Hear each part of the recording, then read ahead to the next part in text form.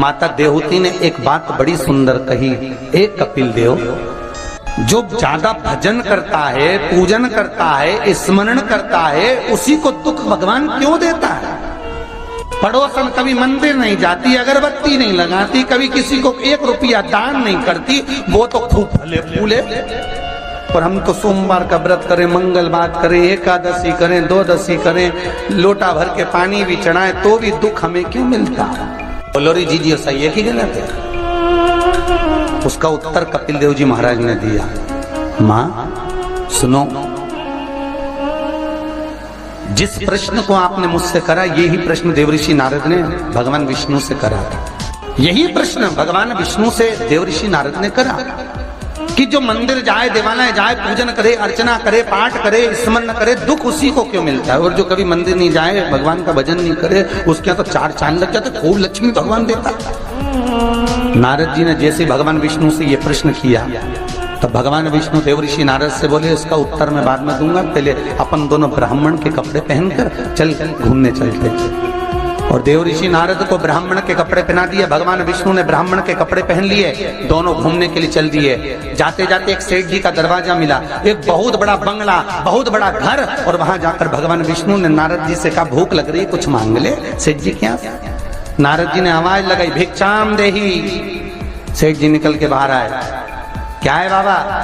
हमें भूख लगी है, थोड़ा सा कुछ दे दीजिए। सेठ जी बोले, तेरा बाप रख के गया है, दे दीजिए, निकल यहां से बाहर। आ गए भिखारी, भीख मंगे, चल निकलो यहां से बाहर। नारद जी के तो कांटे से खून नहीं। नारद जी भगवान विष्णु को देख रहे हैं, भगवान विष्णु नारद को देख रहे हैं। विष्णु जी ने नारद जी का हाथ पकड़ा, लेकर चल दिए वापस। नारद जी बोले, सेठ जी ने इतना अपमान करा, तुमने कुछ बोला नहीं? भगवान विष्णु ने दोनों हाथ उठाकर कहा, जा, तेरे यहाँ 4 चौगुना धन बढ़ जाए, तेरी दौलत और बढ़े, संपदा और बढ़े, तेरे पास में लक्ष्मी और बढ़े।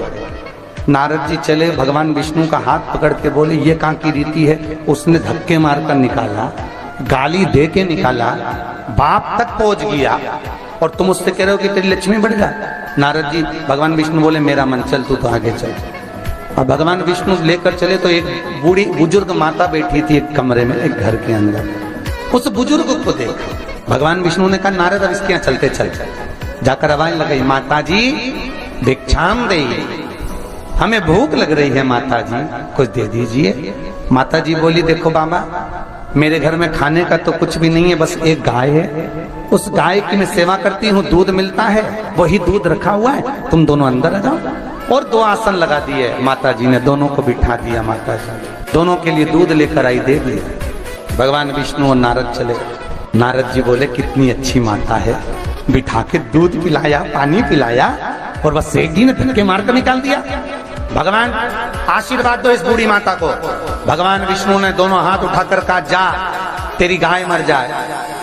अब तो और कांटे से खून नहीं। भगवान देवऋषि नारद ने कहा, प्रभु तुम्हारा ये स्वरूप मुझे बहुत बुरा लगा। भगवान ने कहा, कौन सा स्वरूप? वो सेठ जी ने धक्के मारकर निकला तो कहते हैं और लक्ष्मी बढ़े, और वो बेचारी गाय का दूध पिलाई और तुम कहते उसकी गाय मर जाए। हाँ। भगवान बोले, मेरा मन, तो तुमने ऐसा क्यों करा? भगवान बोले, नारद तू मेरी लीला नहीं समझता ना। नारद जी बोले, कभी समझूंगा भी नहीं, पहले बताओ ये क्यों हुआ, लीला जाने दो, मुझे तो ये बताओ। भगवान ने कहा, नारद बात इतनी सी है, वो बूढ़ी माता मेरा भजन करती है, दिन भर मेरा नाम लेती है, वो मरेगी, उसके घर में एक गाय है, उसमें उसका दिल बहुत लगा हुआ है, उसकी सेवा करती है, मरेगी, मरते समय विचार करेगी कि मेरे मरने के बाद मेरी गाय का क्या होगा। गाय की याद करते करते जब मरेगी तो उसको गाय की योनि मिल जाएगी, वो भगवान के पास नहीं आ पाएगी, विष्णु के पास नहीं आ पाएगी, इसलिए मैंने उसके मरने से पहले उसकी गाय को मार दी। नारद जी बोले, ये तो समझ में आ गया, पर अब ये बताओ कि वो सेठ जी को लक्ष्मी क्यों बढ़ाई? भगवान बोले, नारद उसको धन से बहुत प्रेम है, मैंने लक्ष्मी इसलिए बढ़ाने का आशीर्वाद दिया कि वो लक्ष्मी को जोड़ जोड़ के इकट्ठा कर कर कर जब मरेगा, वो लक्ष्मी और पैसे के चक्कर में जब मरेगा तो आखिरी में मरकर सांप बनकर उसी दौलत पे बैठा रहेगा।